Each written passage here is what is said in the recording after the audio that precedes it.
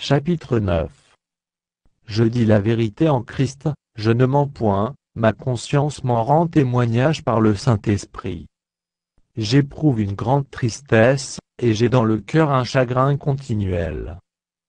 Car je voudrais moi-même être anathème, et séparé de Christ pour mes frères, mes parents selon la chair, qui sont israélites, à qui appartiennent l'adoption, et la gloire, et les alliances, et la loi, et le culte, et les promesses, et les patriarches, et de qui est issu, selon la chair, le Christ, qui est au-dessus de toutes choses, Dieu béni éternellement. Amen. Ce n'est point à dire que la parole de Dieu soit restée sans effet. Car tous ceux qui descendent d'Israël ne sont pas Israël. Et, pour être la postérité d'Abraham, ils ne sont pas tous ses enfants, mais il est dit en Isaac sera nommé pour toi une postérité. C'est-à-dire que ce ne sont pas les enfants de la chair qui sont enfants de Dieu, mais que ce sont les enfants de la promesse qui sont regardés comme la postérité. Voici, en effet, la parole de la promesse: je reviendrai à cette même époque, et Sarah aura un fils. Et, de plus, il en fut ainsi de Rebecca, qui conçut du sol Isaac notre père. Car, quoique les enfants ne fussent pas encore nés, et ils n'eussent fait ni bien ni mal, afin que le dessein d'élection de Dieu subsistât, sans dépendre des œuvres, et par la seule volonté de celui qui appelle. Il fut dit à Rebecca l'aînée, sera assujettie au plus jeune, selon qu'il est écrit. J'ai aimé Jacob et j'ai haï accent aigu S.A.U. tréma. Que dirons-nous donc? Y a-t-il en Dieu de l'injustice? Loin de là.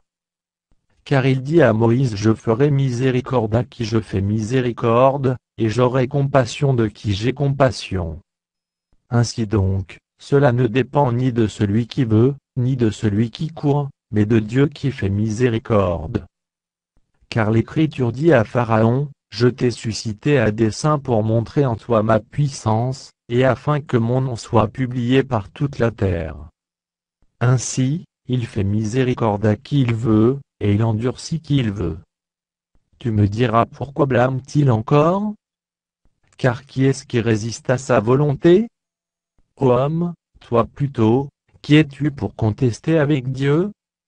Le vase d'argile dira-t-il à celui qui l'a formé: pourquoi m'as-tu fait ainsi?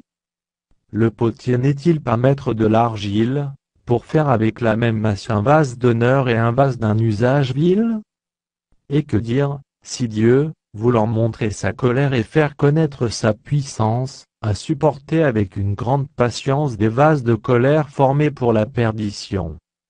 Et s'il a voulu faire connaître la richesse de sa gloire envers des vases de miséricorde, qu'il a d'avance préparés pour la gloire, ainsi nous a-t-il appelés, non seulement d'entre les Juifs, mais encore d'entre les païens. Selon qu'il le dit dans Osée, j'appellerai mon peuple celui qui n'était pas mon peuple, et bien-aimé celle qui n'était pas la bien-aimée. Et là où on leur disait: vous n'êtes pas mon peuple, ils seront appelés fils du Dieu vivant.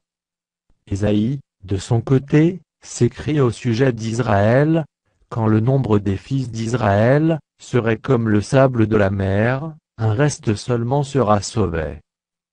Car le Seigneur exécutera pleinement et promptement, sur la terre ce qu'il a résolu.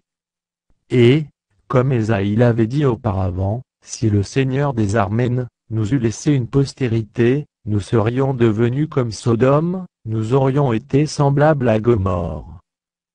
Que dirons-nous donc? Les païens, qui ne cherchaient pas la justice, ont obtenu la justice qui vient de la foi. Tandis qu'Israël, qui cherchait une loi de justice, n'est pas parvenu à cette loi. Pourquoi? Parce qu'Israël l'a cherchée, non par la foi, mais comme provenant des œuvres. Ils se sont heurtés contre la pierre d'achoppement. Selon qu'il est écrit: voici, je mets en Sion une pierre d'achoppement et un rocher de scandale, et celui qui croit en lui ne sera point confus.